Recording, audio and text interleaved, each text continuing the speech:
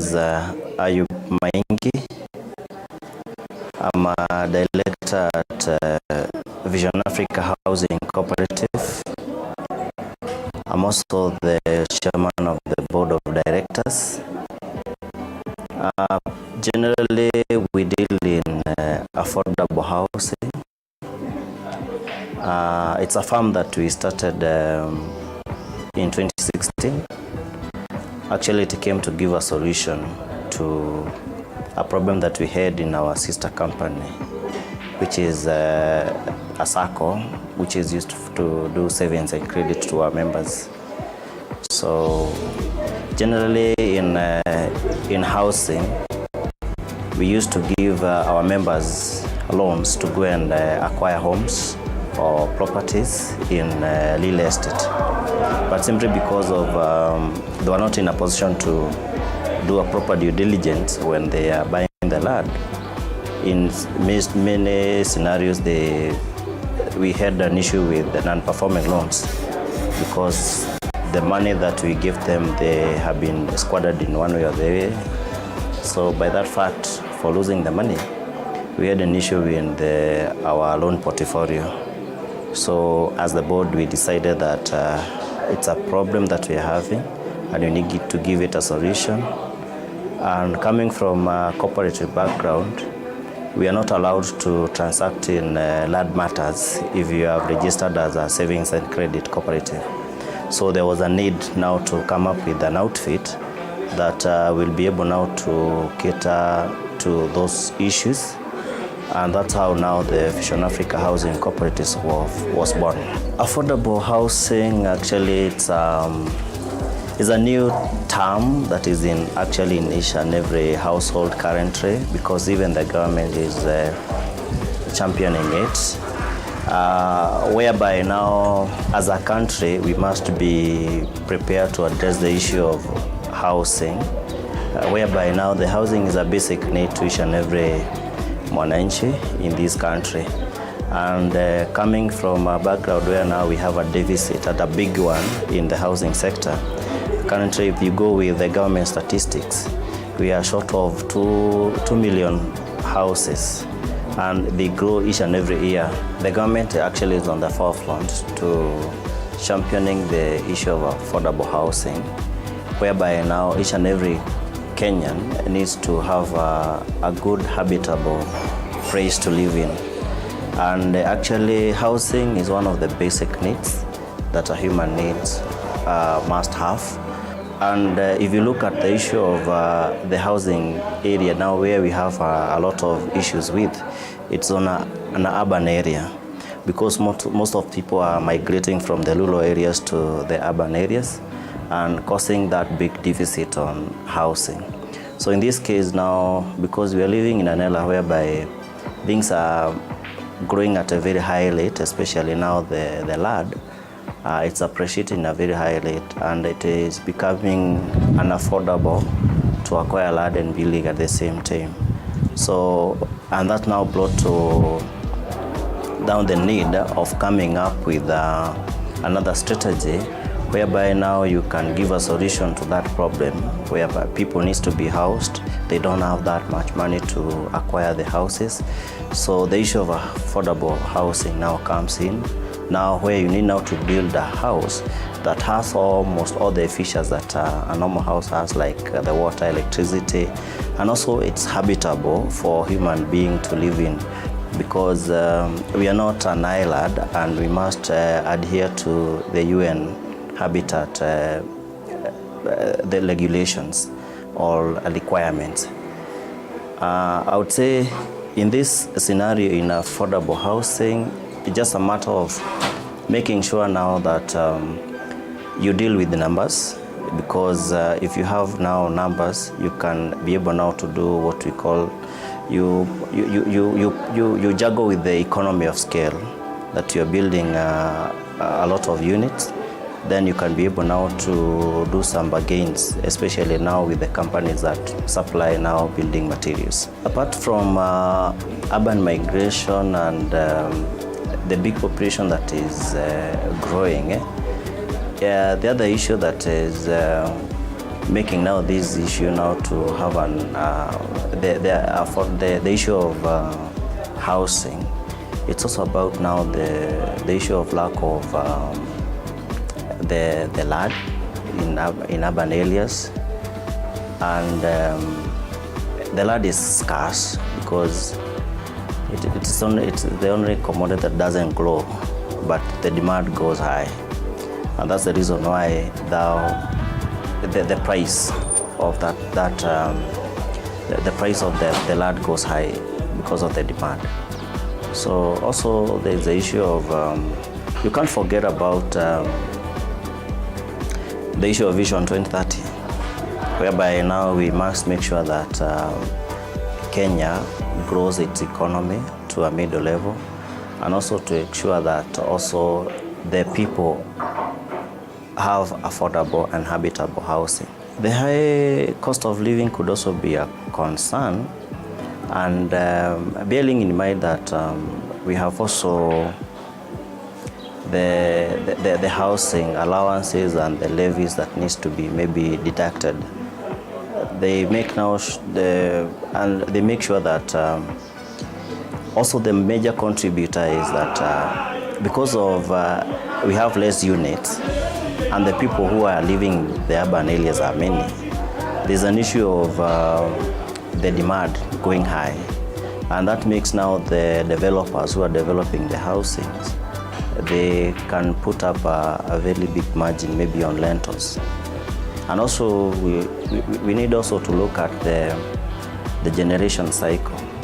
The generation that we are having currently, they are more of owning homes if you compare to the previous generation of maybe the generation of 1960s to 1980. They were not more keen on owning houses, but the generation from 80s coming to 2000, they are now very keen to have their own houses, and that also makes give it a major contributor of that appetite of having now the housing. The housing fund is not meant to build units for the Kenyans per se, the individual housings. And I come up from a the cooperative world, whereby we believe in putting together resources. We have a pool of resources. Then we can use those resources to develop or to acquire properties that an individual could not have done it alone. So in this case, even in the housing fund, the government is trying now to have a pool of resources of those funds that they can use, or they can use maybe to attract now the investors to come and put in their money, because there is now the assurance that the funds are coming for repayment. Because in most cases, maybe because of the way that it has been tailored, the investor, maybe they are shying off to come and invest if there is no surety of their money paying back, or the return of their investment. So in this case, the government is trying to show that there is that need, yes, for the housing. We have people who are willing to contribute towards maybe having the housing, but on the reality, the amount that we will be contributing on a monthly level, it is solely true to actualize that dream for every individual owning that unit, because the units that will be built with those funds will be less compared to the population that is actually willing to acquire. But also there is also the issue of affordability. Yes, because even if it is under affordable housing, it has its it has its own bracket, maybe from $1 million to maybe 4.5 million. But how many can afford maybe to raise that kind maybe of a deposit that is required? Yeah. So it's a mirage if you focus on the housing fund that being we urging Kenya maybe to contribute. But on the issue of ennobling now the government maybe to carry out that agenda, it will work out, because the government will have a pool of resources that it can use people are embracing affordable housing, the only challenge now, it's the affordability of it.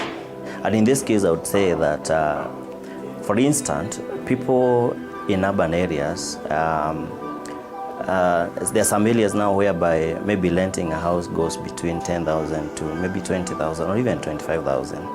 But when it comes now to the affordable housing, you need now to raise the funds that can actually be enough to build you a home, or that can even help you to buy one. And in this case, there is now the need of having now the mortgage that can be spread over years, not less than 15 years, so that the Kenyans can be in a position maybe to be paying a little principal and the interest and make it more affordable. So the issue of the cost and the financing of it, from now the commercial lenders and even the SACCOs, there are fairly few SACCOs that can be able now to give a mortgage. Because the long-term loan maybe that you can get from the SACCOs is 7 years and less. So and that one, if you do a principal like, for example, 3 million of 7 years, you'll be paying principal floor and the interest not less than 50,000 per month. How many can afford? Fairly few. In most cases, it is in urban, because in urban areas is where now there's that need. In rural areas, there's not that big need for the housing. Because the population is densely concentrated in urban areas. And also because of the issue of the devolvement of the government, even in other urban towns, there's that need of affordable housing. So it's a big area that needs to be looked from the point of financing of it, how the people will acquire it. We need, it's a broader thing that needs even the government to come in and come up with the mechanism that will help now the common mwananchi to get those units affordably. Because the issue is, how will that unit be paid off? Because at the end of the day, whether you are given a loan, you are the person to repay that, depending on the time that you be given. So that affordability of the principal that you're paying plus the interest, it should be more affordable to a point it will be like you are paying rent to that house. You are renting to own.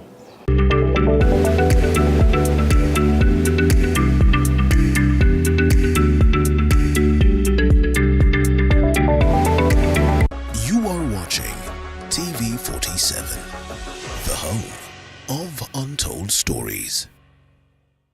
Baadhi ya yale tuliyokuandalia katika upeo wa TV 47. Kama unatambua baba, weka mikono juu. Wanaazimio waanza misururu ya mikutano jijini Nairobi, wakishinikiza serikali kupunguza gharama ya maisha, la usivyo wataanza kuwarai wa Kenya kususia ulipaji wa ushuru. Kamati ya afya ya bunge la kitaifa yataka rais kubuni jopo maalum la kuchunguza sakata ya bima ya NHIF. You have to be serious with your job. This is Kenya's life. This is Kenya's life. This is the only institution which can bring UIC to life. And without NHIF, there is no UIC. Na waumini wa dini ya Kiislamu wajiandaa kwa sherehe za Eid ul-Adha hapo kesho.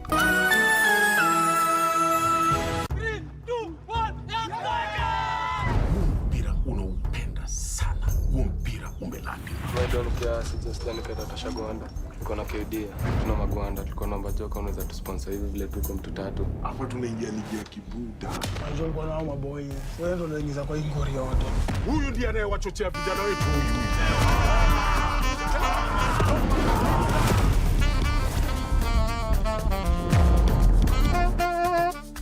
For the biggest of guests, from politicians to entertainers to content creators to whichever kind of a person you want to think that you'd want to see on the show, this is the place to be. Dr. Funike tonight. Each and every Wednesday. My name is DJ.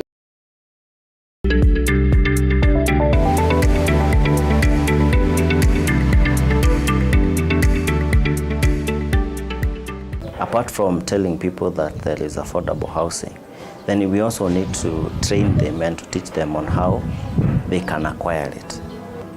After the housing is built, how will now an individual own that?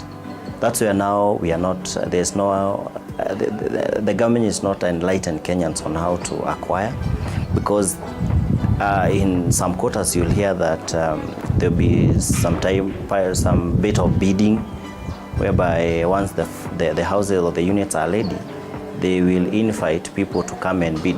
It will be like tendering. So the best will win. Then after that, after getting now the bid to acquire that house, it will not guarantee that you'll achieve it immediately, because it's the issue of the down payments that you need to pay. I think even if it is 10% of 3 million, that is coming up to 300,000. How many Kenyans can afford 300,000? Very few. So it might not benefit the targeted group, but those who have, they might be the major beneficiaries.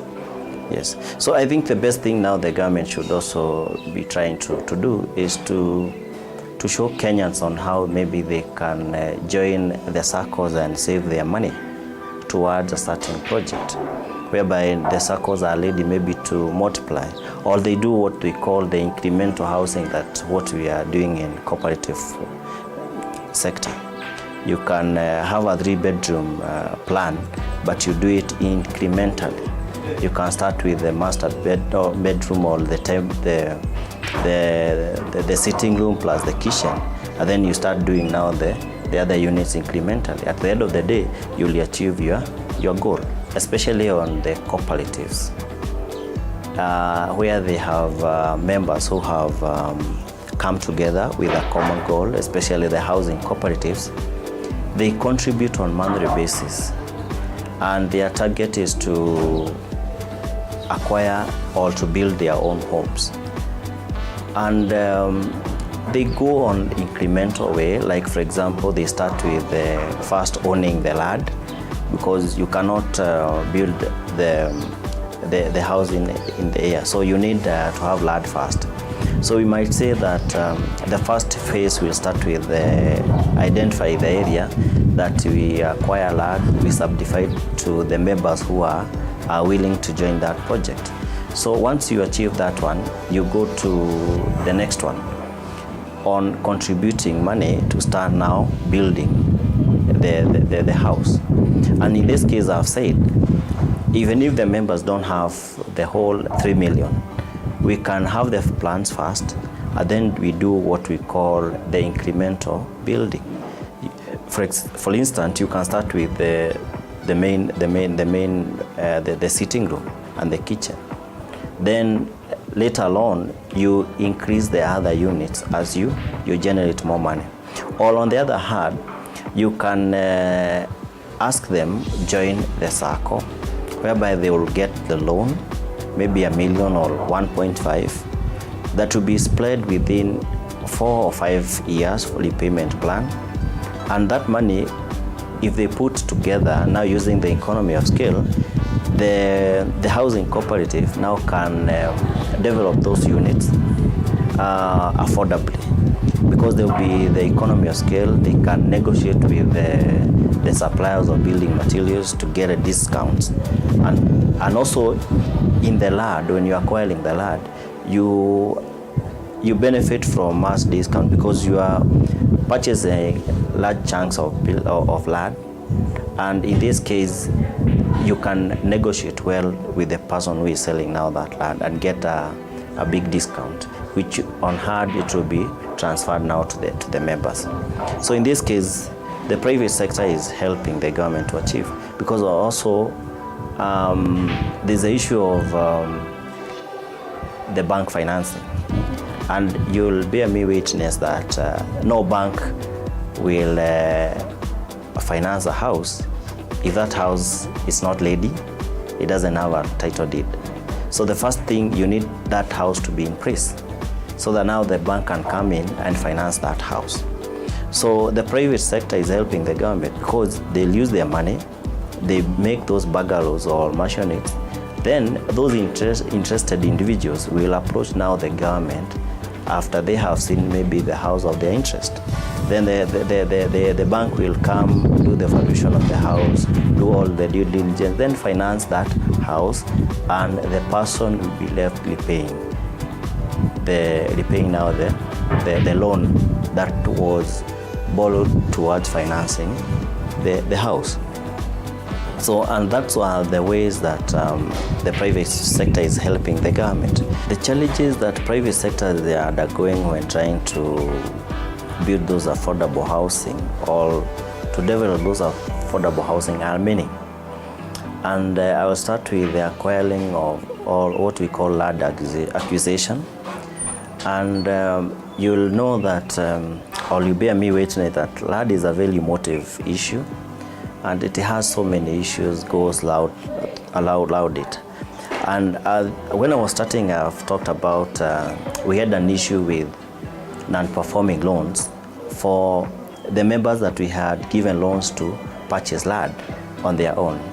And they lost money because in one way or the other they were duped, or they didn't do the proper due diligence, and they were gullible to the fraudsters in that field. So in many scenarios, or in some scenarios, you realize that you could have done even all that due diligence the way it is supposed to be done, but because there are some maybe crooked officers in the land registry, maybe colluding with those fraudsters out there, they managed to switch documents that misrepresent information or the true picture of the land. And once you have maybe invested in that, you realize there is another person claiming the same parcel of the land, and then you end up now maybe going to the courts. And the court battles, especially where the matters of lands are concerned, they take longer time, even up to 20 years. So, and if that kind of projects have been halted, maybe through the court order, maybe the status quo to remain, there's nothing you can do with that kind of piece of land. You cannot develop it, you cannot sell it.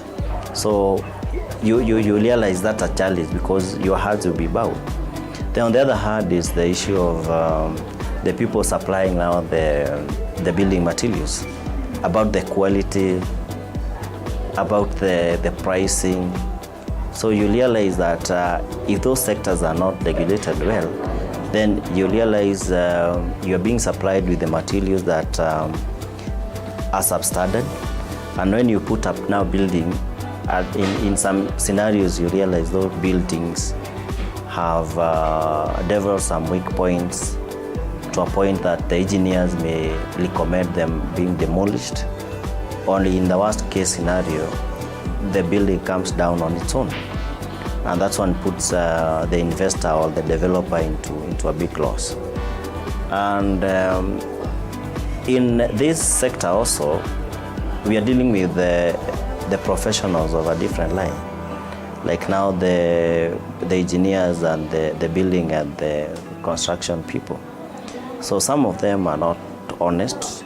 You may provide enough money for the quotation or the BQ, but along the way, the person who is doing now the job decide now to make some shortcuts so that maybe he or she can increase on the margins or make some savings here and there. And in that case, you realize maybe there are some shortcuts that have been done. You have been shortchanged on materials, the size, and simply because you must use now the professionals, and you didn't maybe in one way or the other you didn't do a proper due diligence to know whether these people are properly registered or not with the relevant bodies. You come up now having some of the issues here and there, and some of these things comes because you also try maybe to reduce the cost of the building the house. So in some areas you can some areas you decide now maybe not to be keen so much on those professionals. Yeah, so in that way, you find yourself in an issue or in a challenge, trying to deliver the units or those affordable housings. Currently, people are coming in together because they have realized that you can only have a voice, or your voice can only be heard if you come up as a team. And in this line, people are, there's already an association that is being registered, the one that we call the Real Estate Associations. And this Real Estate Association, it's for all the people who are dealing with real estate in Kenya. And the reason why they are coming together is so that they can be able now to voice their issues together as an association. And in that scenario, the government will be able now to listen to you. Unlike when you go alone. My parting shot, I would encourage Kenyans to continue focusing on in their dreams, and they can. The best way they can do it is to join a scheme or a society that can be able now to save their savings regularly. It doesn't matter how small. You can even start with 1,000 a month. And especially in SACCOs, you are guaranteed that if you save 1,000, they'll give you a return of ×3. And especially if you are doing now the asset financing, or you are buying a house, you'll be getting a ×5 of it. So, and I would say this because the SACCO has also come up in a big way to ensure that it is protecting the issues of the Kenyan savers, and they'll be able now to achieve their dreams or achieve their goals through that small steps they are taking to ensure that each and every day they are saving on their goals. So I would urge them not to tire, even if there are so many challenges out there. One day things